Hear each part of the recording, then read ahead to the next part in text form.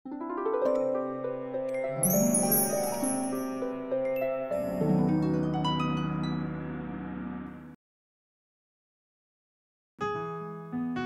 ঠাকুরের পদ্ম ফুল খুব প্রিয় হয়। সেই দিন লক্ষ্মী পুজোর জন্য রিনা নিজের মা বাবার সঙ্গে বাজারে জিনিসপত্র কিনতে যায়। সে সেখানে খুবই সুন্দর সাদা রঙের পদ্ম ফুল দেখতে পায়। সে নিজের মা বাবাকে বলল যে তার সেই পদ্ম ফুলটা চাই। মা, আমার এই সাদা রঙের পদ্ম ফুল চাই, আমি লক্ষ্মী ঠাকুরের ওপরে এই পদ্ম ফুলটাই চড়াবো। হ্যাঁ বাবা রিনা, নিয়ে নাও, কারণ লক্ষ্মী ঠাকুরের পদ্ম ফুল সবচেয়ে বেশি পছন্দ হয়। আমরা এই পদ্ম ফুলটাকেই আজ পুজোয় চড়াবো। রিনা সেই পদ্ম ফুলটা কিনে খুব খুশি হয়, আর তিনজনেই বাড়ি চলে আসে।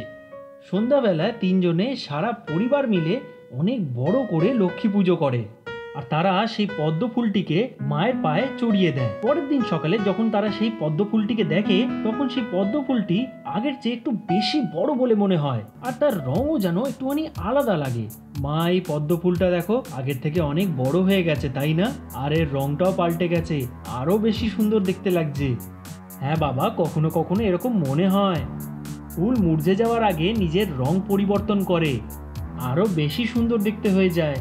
আর আজ আমরা এই সমস্ত পুজোর সামগ্রীগুলোকে নদীতে বিসর্জন করে চলে আসব। যখন সবাই পুজোর সামগ্রী বিসর্জন দিতে যায়, তখন রিনা লুকিয়ে লুকিয়ে সেই পদ্ম ফুলটিকে বের করে নেয় আর নিজের কাছে লুকিয়ে রেখে নেয়।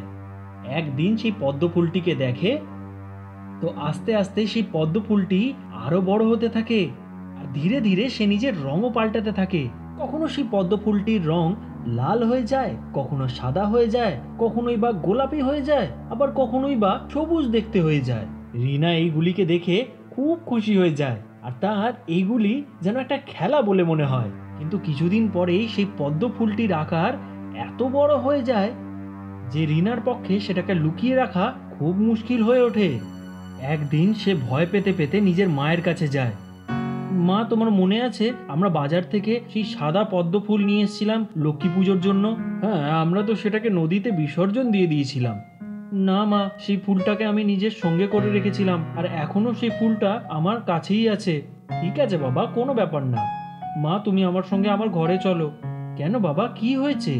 সে নিজের মায়ের হাত ধরে নিজের ঘরে নিয়ে যায়, আর সেই পদ্ম ফুলটিকে দেখায়।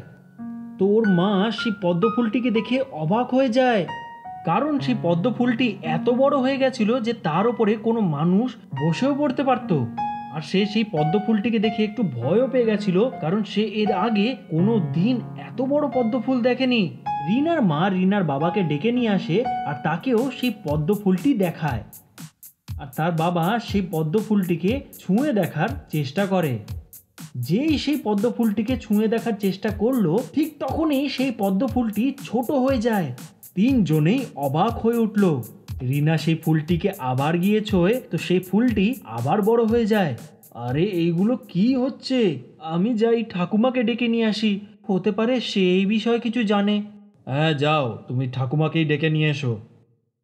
রানী নিজের ঠাকুমাকে ডেকে নিয়ে আসে আর পুরো কথা খোলসা করে বলে। ঠাকুমা পুরো কথাটা শুনে আর দেখার পর অনেক বেশি খুশি হয়ে ওঠে আর বলল, আরে এটা তো কোনো সাধারণ পদ্ম ফুল নয়, এটা হলো একটা জাদুই পদ্ম ফুল।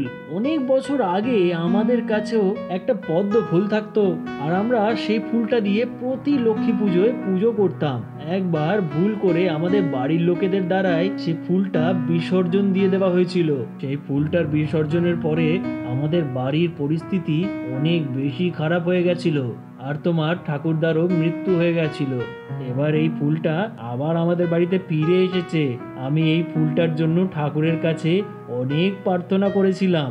এবার আমাদের ঘরের পরিস্থিতি আবার থেকে অনেক ভালো হয়ে যাবে, আর বাড়িতে সুখ শান্তিও আবার ফিরে আসবে। কিন্তু এই পদ্ম ফুলটিকে বাড়িতে রাখার একটা নিয়ম আছে। কি আছে সেই নিয়ম? এই পদ্ম ফুলটির ব্যাপারে যেন কেউ জানতে না পারে, আর এই পদ্ম ফুলটি বাড়িতে থাকলে অনেকগুলি টাকা আর শান্তি বাড়িতে আসে। সেই পয়সা আর সেই শান্তির প্রয়োগ সবচেয়ে প্রথমে গরিব মানুষদের সুখের জন্য করতে হবে, তারপরে তোমরা নিজেরা সেটা লাভ তুলতে পারবে। আরে এটা তো খুব ভালো কথা, এটা দিয়ে তো লোকেদের ভালোই হবে। পরের দিন থেকে জাদুই পদ্মফুল নিজের কাজ করতে আরম্ভ করে দেয়, আর রিনার বাড়িতে সুখ শান্তি টাকা পয়সা সব বাড়তে আরম্ভ করে। রিনার পরিবারের লোকেরা গরিব লোকেদের সাহায্য করতে আরম্ভ করে আর খুশি খুশি থাকতে আরম্ভ করে।